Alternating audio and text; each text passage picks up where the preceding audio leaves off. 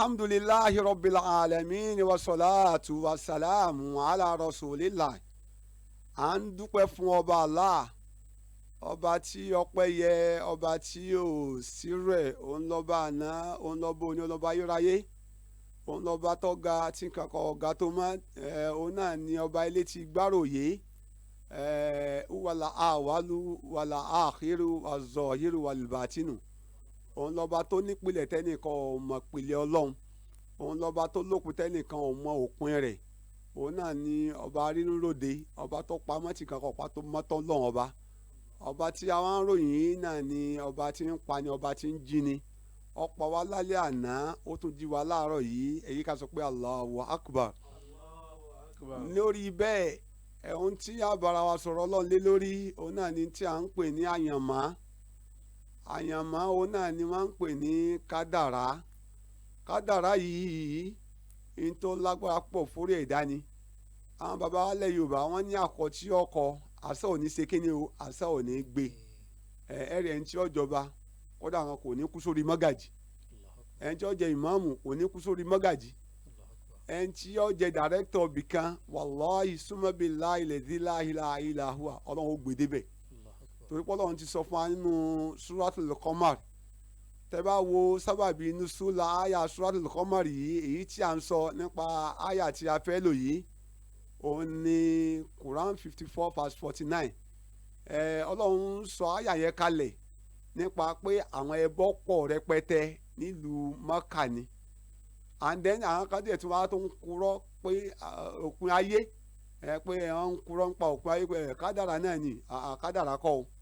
Ẹ rí i pé tá a máa ń sọ nípa kádàrá, Ọlọ́run dá lóríṣiríṣi ran. Bàbá wà, ìyá wà, wọ́n lè máa dààmú tí wọ́n fi bọ́ sálì kìámà. Ṣùgbọ́n nínú àánú Ọlọ́run, ọmọ tọ́lọ́run bá fún wọn yóò ṣe kíni ìyá ọ̀la, wọ́n ti sin ọ̀bá là tí inú oṣù yóò ṣe kíni ìyá ọ̀la.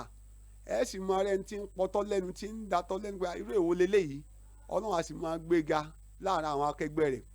Ẹ sì máa rẹ̀ tí ò jẹ́ ẹnìkankan lánàá, tọ́lọ́run á síjú àná ẹ̀wò lónìí kádàrá náà kí Ọlọ́run sọ fún wa náà Al-Qur'an.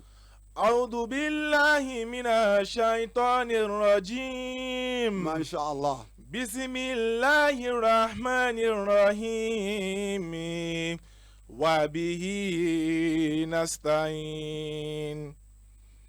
إن كل شيء خلقناهم بقدر. إن كل شيء خلقناهم بقدر. ما شاء الله. إنا كل شيء خلقناه بقدر.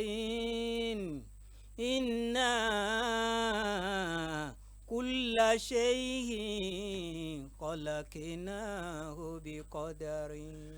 إن كل شيء خلقناهم بقدر.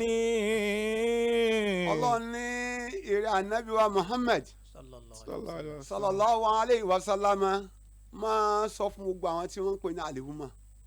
Lára àwọn àlìhùmọ̀ lèmi wà, lẹ́yìn náà wà.